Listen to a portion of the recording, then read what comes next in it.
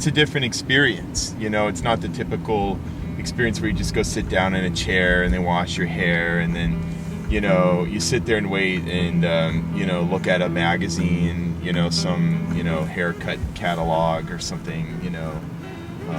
It's just, I'll be standing up, you know, on the street and we'll just cut it right on the spot.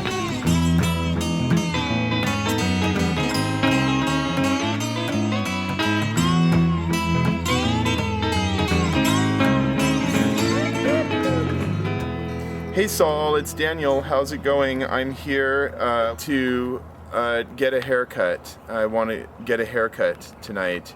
And so I'm just trying to get a hold of you once again and see if you were there. So just call this number back if you get this. And meanwhile, we're going to drive in the car and try to find you on Melrose because that's what you said. You said you would be on Melrose. So, okay, I'll talk with you later. Bye.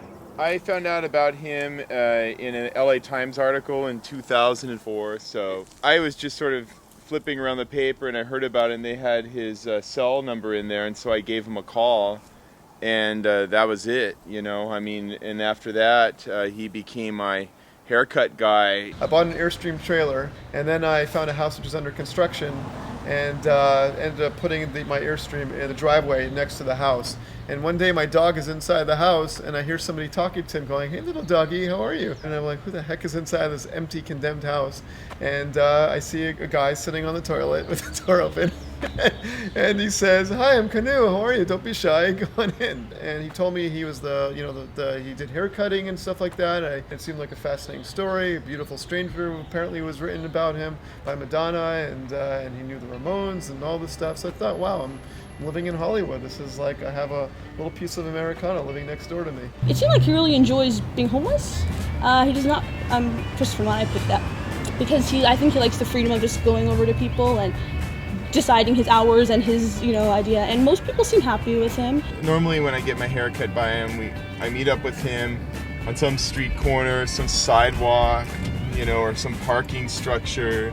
And he has this really interesting technique, you'll see, where he pulls it a lot. He's really into just pulling hair, and just kind of pulls it out a little bit. And I don't know where he learned that technique, but it's interesting. And he explained that you have to stand during the whole process, and he kind of twists your hair in this funky way. He ran out of middle, left us there for 10 minutes, came back. It's all very dodgy, I don't know. But if he's happy, I'm happy.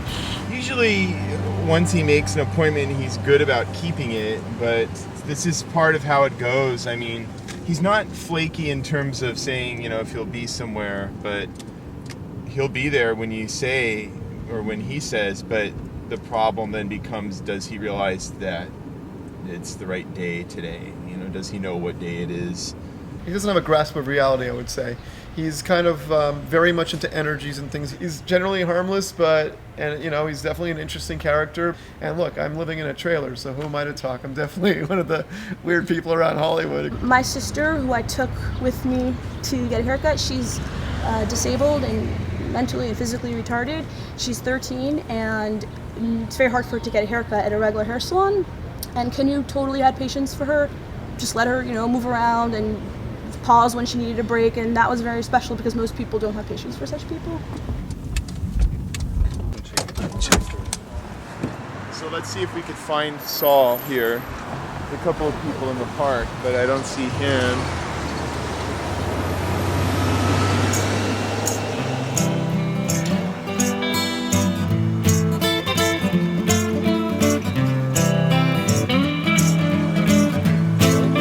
To cut the hair. We're gonna do it right here. Yeah. And so what are we doing this time? Well, it didn't grow up quite as nice as Noma does. I was born in New York. I grew up in Zimbabwe and in France. Came to LA in end of 2003, and I've been here ever since.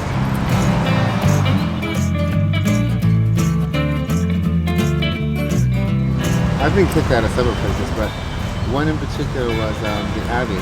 I went into the bar and saw this lady and I wanted to cut her hair, and she said, okay, sure.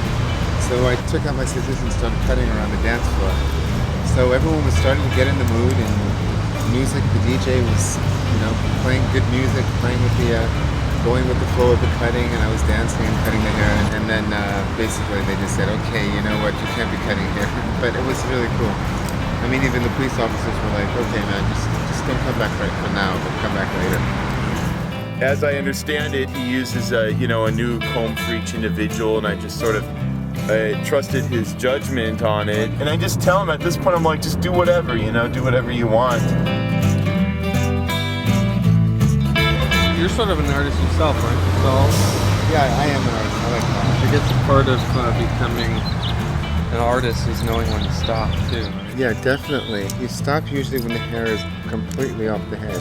But most times, if you're a disciplined artist, you stop when it's done.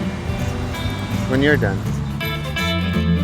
Okay, after the whole thing, I got tons of compliments. I loved it. It really fit my face a lot better. People I know who are into hair, who do that for a living, they're like, where the hell did you get that haircut? It's amazing. God bless you, Granny.